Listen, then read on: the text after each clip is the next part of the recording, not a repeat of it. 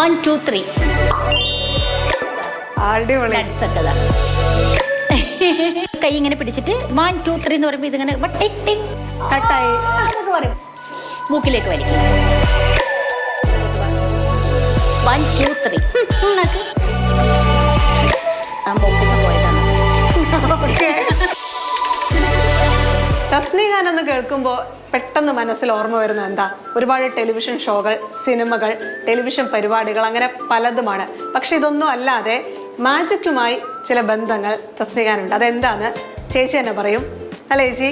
അച്ഛനൊരു മജീഷ്യനായിരുന്നു. ഒരു 50 കൊല്ലത്തോളം മാജിക് ഇൻഡസ്ട്രിയിൽ ഉണ്ടായിരുന്ന ഒരാളാണ്. ഞങ്ങളുടെ ജീവിതമാർഗം തന്നെ മാജിക്കായിരുന്നു. ഞങ്ങൾ അങ്ങനെയാണ് ജീവിച്ചു വന്നത്.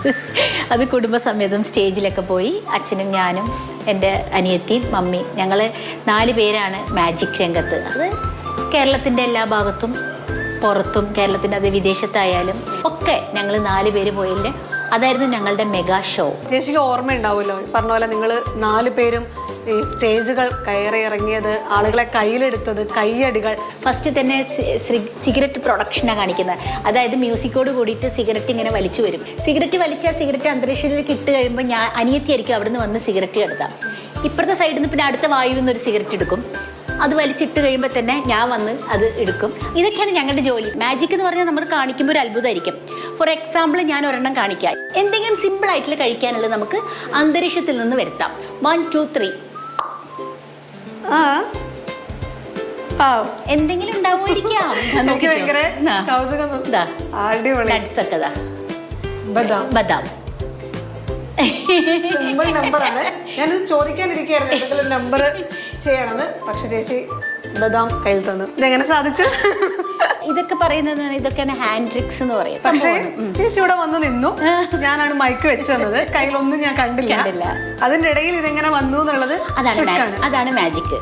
പക്ഷെ ഇത് എങ്ങനെ വന്നു, ഇത് ഞാൻ എപ്പോ ഇത് കൈയടക്കം ചെയ്തു എന്നൊക്കെ അറിഞ്ഞു കഴിഞ്ഞാൽ ഈ ഐറ്റമിന് ഒരു പുതുമ ഉണ്ടാവില്ല. അതാണ് മാജിക്. കുട്ടികളെ പറ്റിക്കണമെങ്കിൽ നമ്മൾ വെറുതെ കൈ ഇങ്ങനെ പിടിച്ചിട്ട് ഇതിങ്ങനെ മുറുക്ക പിടിച്ച് 1 2 3 എന്ന് പറയുമ്പോൾ ഇതിങ്ങനെ ടിക് ടിക് കട്ടായി എന്നൊക്കെ പറയും. പക്ഷെ ഇപ്പൊ കുട്ടികൾക്കില്ല. ഇപ്പൊ കുട്ടികൾക്കൊക്കെ അറിയാവുന്ന കാര്യം. ആദ്യം അച്ഛൻ പഠിപ്പിച്ചെന്ന മാജിക് എന്താ?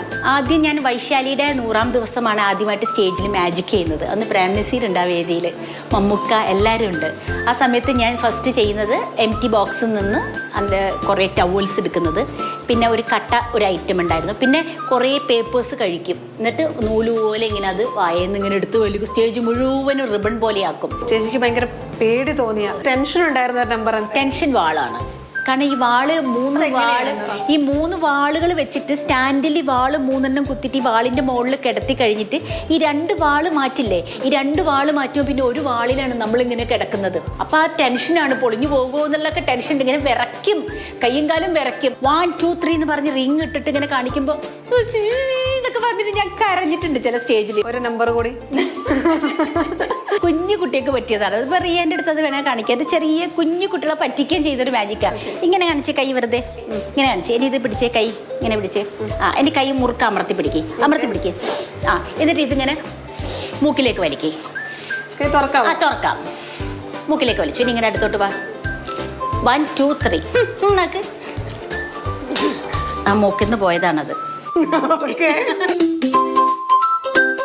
ഏതെങ്കിലും വലിയ നമ്പറുകൾ അച്ഛൻ പരീക്ഷിച്ചതൊക്കെ പഠിക്കാൻ ശ്രമിച്ചിട്ടുണ്ട്? കണ്ണ് കെട്ടി ഞാൻ മോട്ടോർ സൈക്കിൾ ഓടിച്ചിട്ടുണ്ട്. കല്ലൂർ ബസ് സ്റ്റാൻഡ് മുതൽ ഡർബഹോൾ ഗ്രൗണ്ട് വരെ കണ്ണ് കെട്ടിയിട്ട് അത് ഫാദർ പഠിപ്പിച്ചു തന്നതാണ്. എന്തായാലും ഒരുപാട് സന്തോഷം ചേച്ചി. ഞങ്ങൾ എന്തായാലും വീണ്ടും വരുന്നുണ്ട്.